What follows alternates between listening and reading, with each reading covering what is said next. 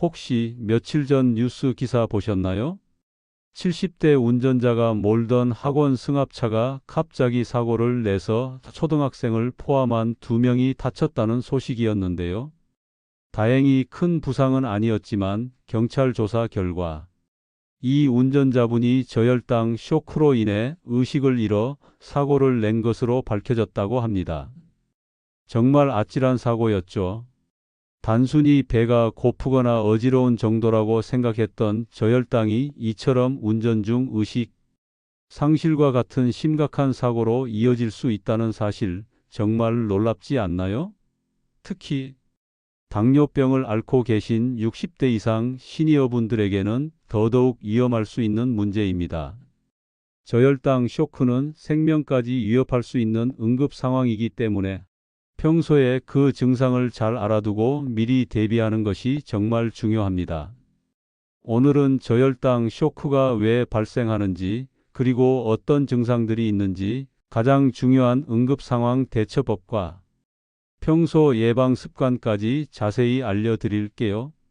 오늘 영상 끝까지 함께 하시면 여러분과 가족의 건강을 지키는 데 큰 도움이 될 겁니다. 영상 시작하기 전에 아직 구독 안 하신 분들은 구독과 좋아요 꾹 눌러주시고 소중한 분들께도 이 영상을 공유해 주세요. 여러분의 관심이 저희 채널을 운영하는 큰 힘이 됩니다. 자, 그럼 본격적으로 저혈당 쇼크에 대해 이야기해 볼까요? 저혈당은 혈액 속 포도당 농도가 정상 범위보다 낮아지는 상태를 말합니다.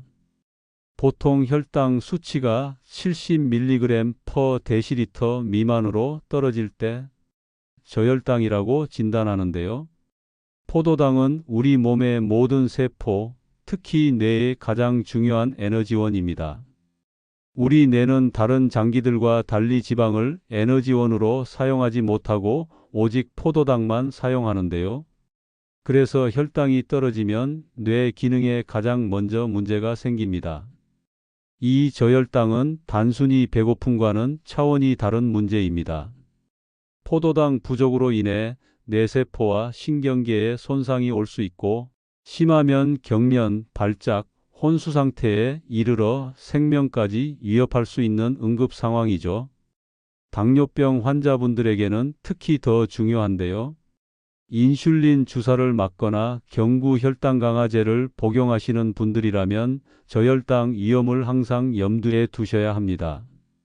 약물의 과다 투여, 식사량 부족, 과도한 운동 등이 주된 원인이 되기도 합니다. 이처럼 저혈당 쇼크는 예고 없이 찾아올 수 있는 침묵의 위협이라고 할 수 있습니다. 하지만 제대로 알고 대처하면 충분히 예방하고 위기를 넘길 수 있는데요. 그래서 오늘 이 영상을 통해 그 지혜를 꼭 얻어가셨으면 좋겠습니다. 자, 여러분, 저혈당 증상은 사람마다 다르게 나타날 수 있지만 공통적으로 나타나는 신호들이 있습니다. 이 신호들을 놓치지 않고 알아채는 것이 정말 중요해요. 마치 우리 몸이 보내는 비상경보와 같다고 할 수 있습니다. 이 경보음이 울릴 때 우리가 어떻게 반응하느냐에 따라 결과가 크게 달라질 수 있습니다. 첫 번째, 자율신경계 증상입니다. 우리 몸은 혈당이 떨어지는 순간을 위급 상황으로 인지합니다. 마치 호랑이를 만난 것처럼 몸이 비상태세에 돌입하는 거죠. 이때 아드레날린 같은 호르몬이 분비되면서 교감신경이 활성화됩니다. 바로 이 과정에서 우리가 느끼는 증상들이 나타나는 건데요. 가장 대표적인 것이 가슴 두근거림, 손 떨림, 그리고 식은땀입니다. 평소에는 느껴보지 못한 강한 심장 박동이 느껴지고 손이 미세하게 떨리면서 식은땀이 등줄기로 흐르기 시작합니다. 얼굴은 하얗게 질리고 몸 전체가 차가워지는 느낌이 들 수도 있습니다. 이런 증상들은 우리 몸이 스스로 혈당을 높여보려고 애쓰는 과정에서 나타나는 자연스러운 반응인데요. 평소에 이런 경험이 없으셨던 분들도 갑자기 이런 증상이 나타난다면 저혈당을 의심해 볼 필요가 있습니다. 특히 운전 중이거나 중요한 일을 하고 있을 때 이런 증상이 나타나면 바로 모든 행동을 멈추고 쉬셔야 합니다. 두 번째, 신경성 저혈당 증상입니다. 우리 뇌는 포도당을 유일한 에너지원으로 사용한다고 말씀드렸죠? 뇌로 가는 에너지 공급이 부족해지면 뇌 기능이 저하되면서 여러 신경학적 증상이 나타납니다. 두통과 어지러움이 가장 흔한 증상인데요. 머리가 멍하고 흐릿한 느낌이 들거나 심하면 머리가 깨질 듯한 통증을 느끼기도 합니다. 마치 뇌에 안개가 낀 것처럼 판단력이 흐려지는 거죠. 더 심해지면 눈앞이 흐릿해지거나 사물이 두 개로 보이는 복시 현상을 경험할 수도 있습니다. 이 단계에 이르면 걸음걸이가 비틀거리고 균형을 잡기 어려워지기 때문에 넘어지거나 다칠 위험도 커집니다. 세 번째, 정신 및 행동 변화입니다. 뇌 기능이 떨어지면서 나타나는 또 다른 중요한 신호는 바로 정신과 행동의 변화입니다. 평소와 달리 집중력이 현저히 떨어지고 간단한 계산조차 어려워질 수 있습니다. 말도 어눌해지거나 앞뒤가 맞지 않는 이야기를 하기도 하고 평소에는 하지 않던 과격한 행동이나 짜증을 내기도 합니다. 이런 행동 변화 때문에 저혈당임을 인지하지 못하고 마치 술에 취한 사람처럼 오해를 받을 수도 있어요. 실제로 술에 취해 비틀거리는 사람으로 오해받아 경찰에 신고당하거나 병원에서 제때 치료를 받지 못하는 경우도 종종 발생합니다.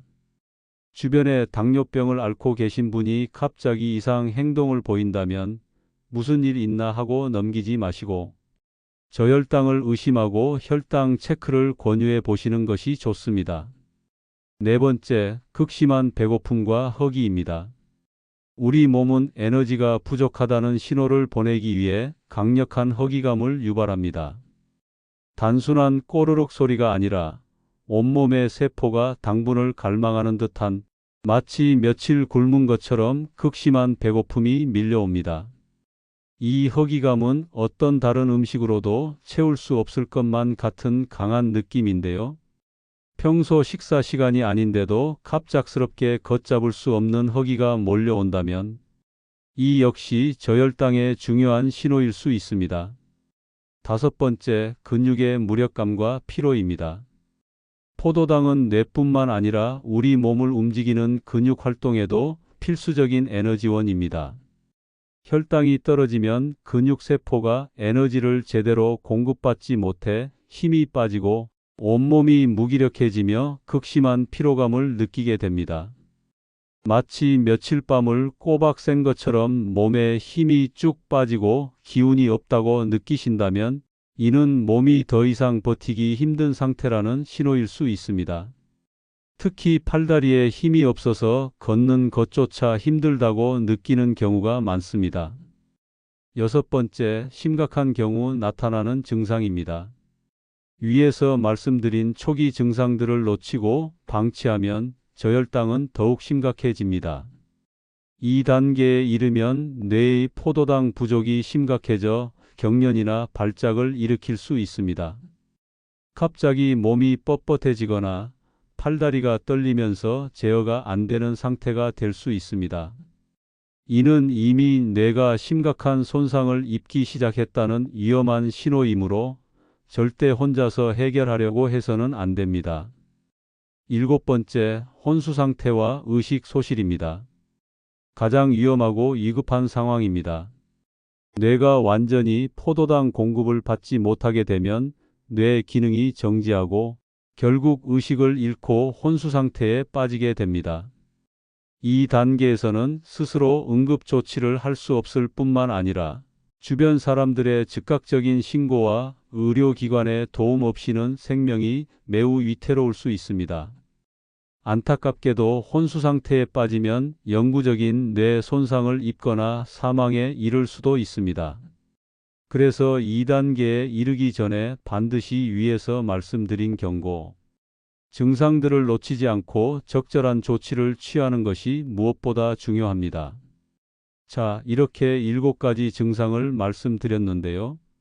이 증상 중 하나라도 경험하신다면 절대 가볍게 넘기지 마시고 바로 혈당을 확인하시거나 응급 조치를 취하는 것이 중요합니다.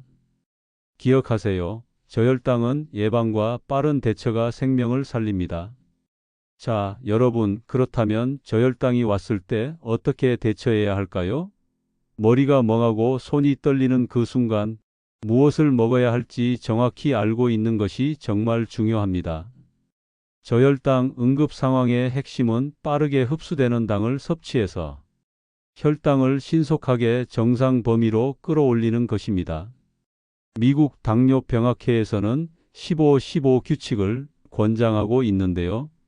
이는 혈당이 70mg/dL 미만일 때 15g의 탄수화물을 섭취하고 15분 후 다시 혈당을 측정하라는 규칙입니다. 만약 15분 후에도 혈당이 70mg/dL 미만이라면 다시 한번 15g의 탄수화물을 추가로 섭취해야 합니다. 이때 혈당을 빠르게 올리는데 효과적인 최고의 궁합 음식들을 소개해 드릴게요. 첫 번째, 포도당 사탕입니다. 포도당 사탕은 저혈당 응급 상황에 가장 효과적인 1순위 식품입니다. 약국이나 편의점에서 쉽게 구할 수 있는 포도당 사탕은 이미 포도당 형태로 되어 있어 소화 과정 없이 바로 혈액으로 흡수됩니다. 이 덕분에 혈당을 가장 빠르게 올릴 수 있죠. 마치 자동차에 급유를 하듯 우리 몸에 필요한 에너지를 즉시 공급해 주는 것과 같습니다. 포도당 사탕은 작은 크기로 휴대가 간편하기 때문에 당뇨병 환자라면 외출 시 주머니나 가방에 항상 몇 개씩 넣어 다니시는 것을 강력히 추천해 드립니다. 갑자기 어지럽고 식은땀이 날 때 바로 꺼내서 드시면 정말 큰 도움이 될 겁니다. 두 번째, 탄산음료입니다. 콜라나 사이다 같은 일반 탄산음료도 아주 좋은 응급식품이 될 수 있습니다.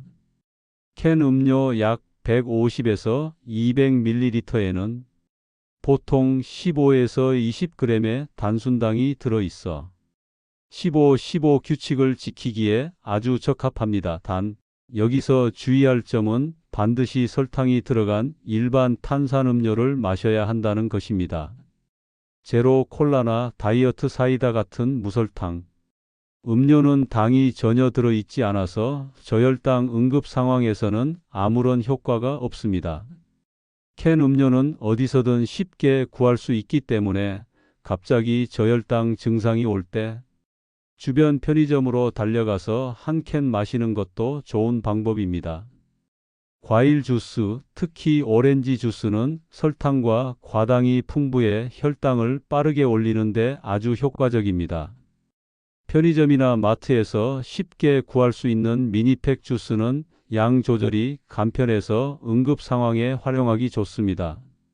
즙 형태로 되어 있어 몸에 빠르게 흡수되는 장점도 있죠. 하지만 주스 역시 100% 과즙 주스보다는 설탕이나 액상과당이 첨가된 일반 주스가 저혈당 응급 상황에는 더 적합하다는 점을 기억해 주세요. 네 번째, 꿀입니다. 꿀은 예로부터 천연 감미료로 사용되어 왔는데요. 꿀의 주성분은 포도당과 과당으로 소화 과정 없이 바로 흡수되어 혈당을 빠르게 올리는데 아주 좋은 음식입니다. 작은 숟가락으로 꿀 한 숟가락 약 15g을 바로 먹거나 따뜻한 물에 타서 마시는 것도 효과적인 응급처치가 될 수 있습니다. 작은 용기에 꿀을 담아 가지고 다니시면 위급 상황에 유용하게 사용할 수 있습니다. 다섯 번째, 설탕입니다. 집이나 사무실에서 저혈당 증상이 나타났을 때 가장 흔하게 구할 수 있는 응급식품은 바로 설탕입니다.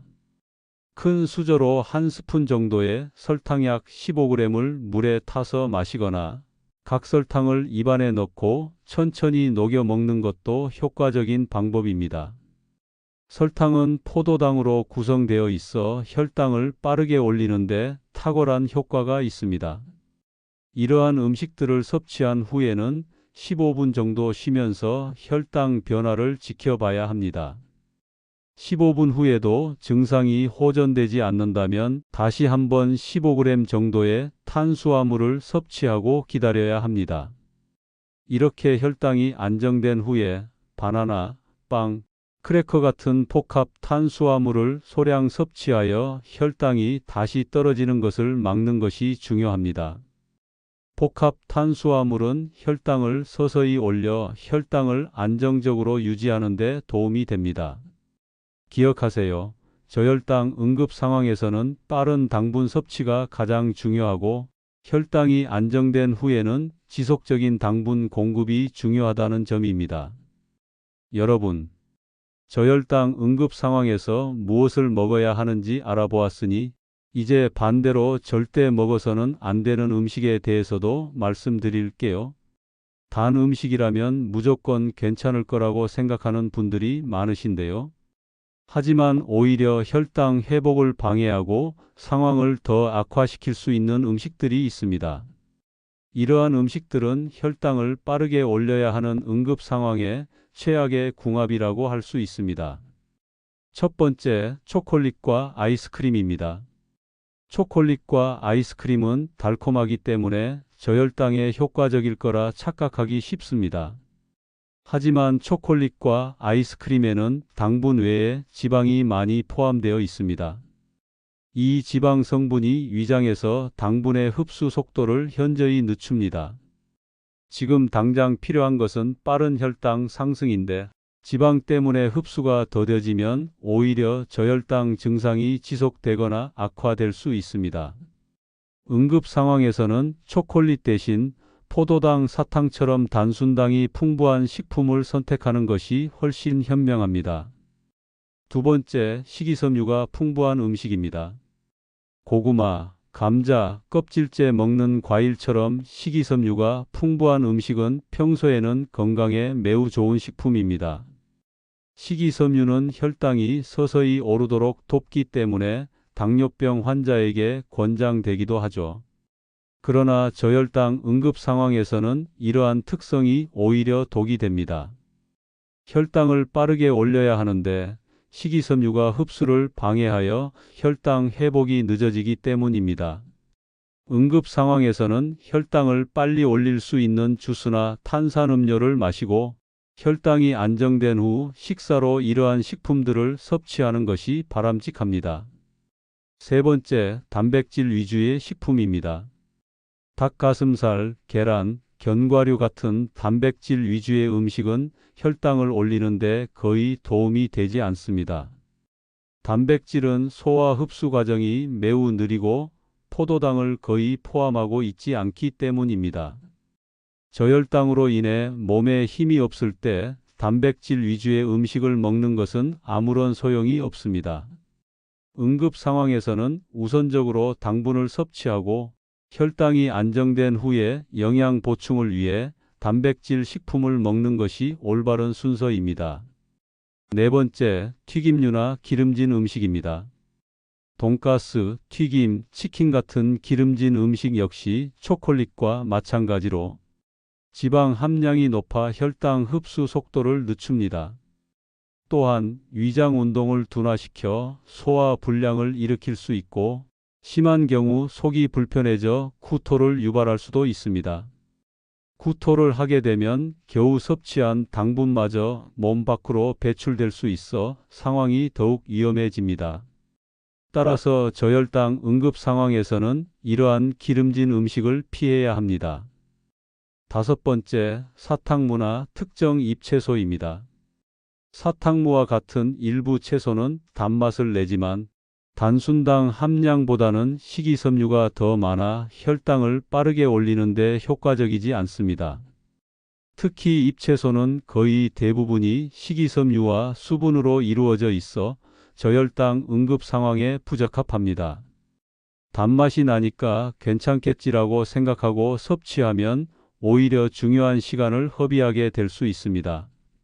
이렇게 저혈당 대처에 적합하지 않은 음식들을 잘 기억해 두세요. 평소에는 건강한 음식이지만 위급 상황에서는 오히려 독이 될 수 있다는 점을 꼭 명심하셔야 합니다.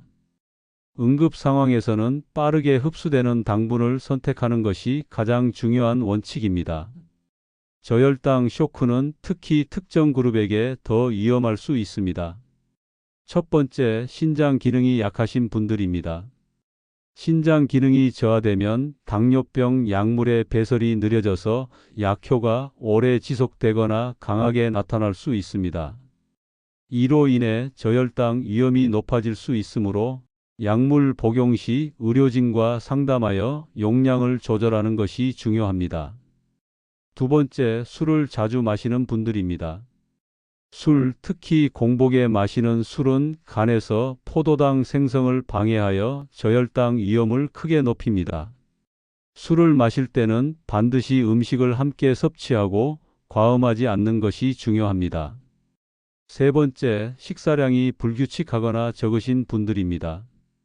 당뇨병 약물을 복용하면서 식사를 거르거나 평소보다 적게 먹으면 당연히 저혈당이 올 수 있습니다. 특히 외식이나 모임이 있을 때는 식사량을 예측하기 어려워 저혈당에 빠지기 쉬우므로 주의해야 합니다. 네 번째, 과도하게 운동하시는 분들입니다. 운동은 혈당을 낮추는 효과가 있습니다. 평소보다 무리하게 운동을 하거나 식사 전후 혈당이 낮은 상태에서 운동을 하면 저혈당 위험이 커집니다. 운동 전후 혈당을 확인하고 운동 중에도 충분한 수분과 당분을 섭취하는 것이 좋습니다. 다섯 번째, 60대 이상의 시니어 분들입니다. 나이가 들면 당뇨병 약물의 약효가 더 강하게 나타나거나 몸의 혈당 조절 기능이 약해질 수 있습니다. 또한 저혈당 증상을 제대로 인지하지 못하는 경우도 많아 더 위험할 수 있습니다. 그래서 당뇨병을 앓고 계신 시니어분들은 가족이나 주변 사람들에게 자신의 증상과 응급 상황, 대처법을 미리 알려두시는 것이 좋습니다. 보관 저혈당을 예방하고 안전하게 관리하기 위한 몇 가지 실용적인 팁을 알려드릴게요. 첫 번째, 항상 혈당 측정기를 휴대하세요. 몸이 이상하다는 느낌이 들면 바로 혈당을 측정해서 정확한 수치를 확인하는 것이 중요합니다. 두 번째, 응급 간식을 항상 소지하세요. 포도당, 사탕, 탄산음료, 주스 등을 가방이나 주머니에 항상 넣어 다니세요. 외출 시에는 반드시 챙겨 다니는 습관을 들이는 것이 좋습니다. 세 번째, 본인의 상태를 알리는 목걸이나 팔찌를 착용하세요. 만약 저혈당 쇼크로 의식을 잃었을 경우 주변 사람들이 당뇨병 환자임을 알 수 있도록 하는 것이 중요합니다. 당뇨병 환자라는 문구가 새겨진 목걸이나 팔찌를 착용하시면 응급 상황에서 큰 도움이 됩니다. 네 번째, 주변 사람들에게 미리 알려주세요.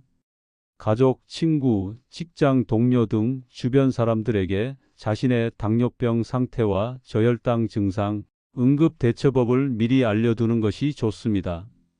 그래야 혼자 있을 때 위급 상황이 발생해도 도움을 받을 수 있습니다. 다섯 번째, 알레르기나 부작용에 주의하세요. 응급식품으로 섭취하는 음식에 알레르기가 있는 분들은 미리 다른 대체 식품을 준비해 두어야 합니다. 또한 응급 상황이라고 해서 너무 많은 당분을 섭취하면 오히려 고혈당으로 이어질 수 있으니 15-15 규칙을 꼭 지키는 것이 중요합니다. 자, 여러분, 오늘은 저혈당 쇼크에 대해 정말 자세히 알아보았는데요. 오늘 내용이 여러분께 큰 도움이 되셨으면 좋겠습니다. 저혈당 쇼크는 예고 없이 찾아올 수 있는 무서운 상황이지만 오늘 제가 알려드린 증상들을 잘 기억하고 또 올바른 응급 대처법을 미리 숙지해 둔다면 충분히 이겨낼 수 있습니다. 가장 중요한 것은 내 몸이 보내는 신호에 귀 기울이는 것입니다. 손이 떨리고 식은땀이 나는 순간, 아, 저혈당이구나 하고 바로 알아챌 수 있는 지혜가 필요합니다. 또한 오늘 말씀드린 응급 간식들을 꼭 챙겨 다니는 습관을 들이세요. 주머니 속의 작은 사탕 한 알이 여러분의 생명을 지키는 큰 방패가 될 수 있습니다. 여러분의 작은 노력이 건강을 지키는 가장 큰 힘이 된다는 것을 잊지 마세요. 오늘 영상이 유익하셨다면 구독과 좋아요 꾹 눌러주시고 주변의 소중한 분들, 특히 당뇨병을 앓고 계신 가족이나 친구분들께 꼭 이 영상을 공유해 주세요. 다음에도 더 유익하고 알찬 건강 정보로 여러분을 찾아뵙겠습니다. 여러분의 건강하고 행복한 삶을 항상 응원합니다. 감사합니다.